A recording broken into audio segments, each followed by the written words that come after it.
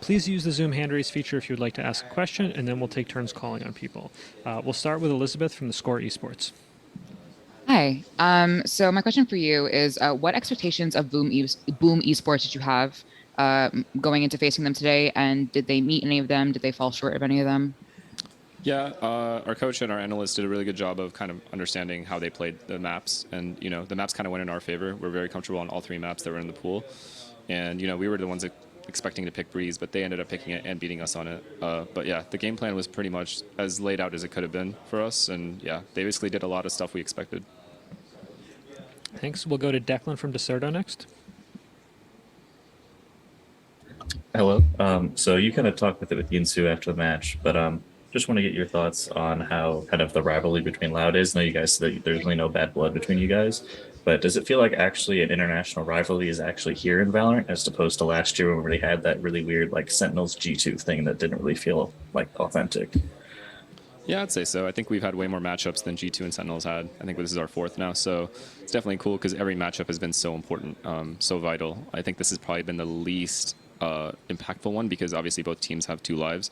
But in general, I think every time we've played them, it's either to knock them out or, you know what I mean, to have like a big match. I think it was an upper bracket final at one point, lower bracket. So it's definitely been like quite a show playing against them every time. So I think there is a little bit of a rivalry there. We'll go next to Sons of Chaos from Latam. Thank you very much. Congratulations for your winning. And do you Thanks. You're welcome. Do you think it's starting to be a classic to face a Loud? And what expectations do you have for the next confrontations? Can you repeat that? Sorry. Okay, sorry. There is. Do you think it's starting to be a classic to face Brazil? And what expectation do you have for the next confrontation or next match? So as far as it being a classic, for sure. Like I said, every time we've played against them, it's always been close games. Literally could have gone either way, and luckily for us, it's gone more in our favor than theirs. Hopefully it stays that way tomorrow. But as far as expectations goes, we don't really look at that. I think it's one of those things where it'll definitely be a battle. Both teams are going to go in really, really wanting to win. Obviously, we want to get first seed out of our group. They want the same thing, and they want to beat us and get revenge. So it's definitely going to be a good match. Thank you very much for the answer. Yep. We'll go next to Sage from Nerd Street Gamers. Hi, congratulations on your victory. Thank you. So I just wanted to ask you what the timeline was like after Copenhagen. We spoke to Paper Rex and Loud. They talked about how they had a 2-week break, and then Loud didn't even actually talk to each other until their boot camp. So I just wanted to ask what Optic did with this month break, and for yourself, what reflections you had.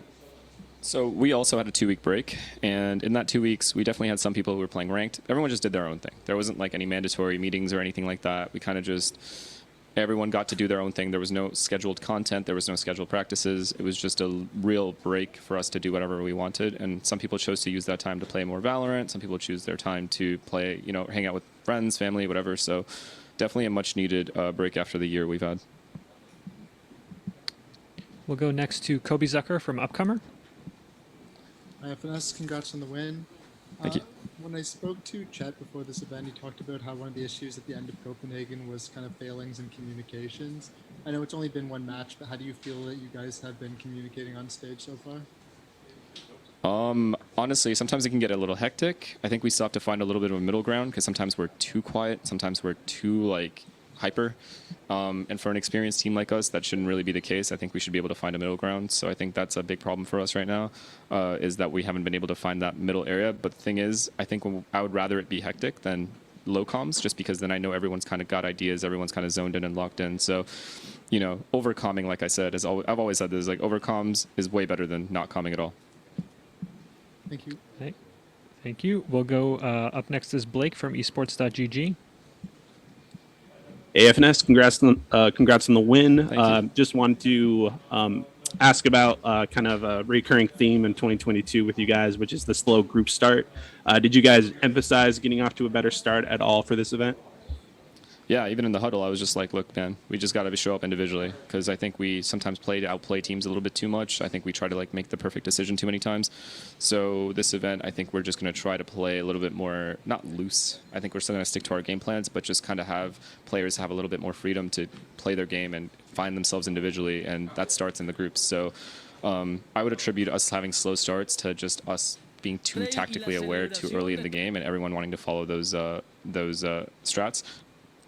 But this time around, I think we're changing that a little bit and having players having more freedom. Players like Victor and Jake, Ye, who are very, very strong mechanical players and play a lot off momentum. You know, you get those players going, you know, the whole game changes. So definitely made that little slight change for them. We'll go next to Elizabeth Marchini from the Score Esports. Hey, it's me again. Also, forgot to say congratulations. Congratulations. Thank you. So, and a question I want to ask you is that you've been to a lot of international Valorant tournaments now. Beyond facing Loud over and over again, what is a reoccurring theme that beyond again facing Loud that you see within the tournaments that you've played? I just think our consistency is definitely something that keeps us going. The fact that we've had decent results all the way through, obviously not satisfying results because, you know, we've still gotten second and third, which isn't winning. It's still nice to be able to stay at the top of Valorant for a whole year. It's definitely satisfying for us in that sense. But again, we're here to win, so yeah. Thanks. I have actually one. What was the team reaction when Crashies pulled off that ace? We're all laughing. Did you not see the camera? Oh, no, we were watching it. Nah, I think both teams were just laughing. I was just staring at the other team laughing because I was just like, that's never going to happen again. You know, it was just, I wasn't even laughing in terms of insulting or like, you know, being BM or anything. I think it was just funny. I think both teams just laughed.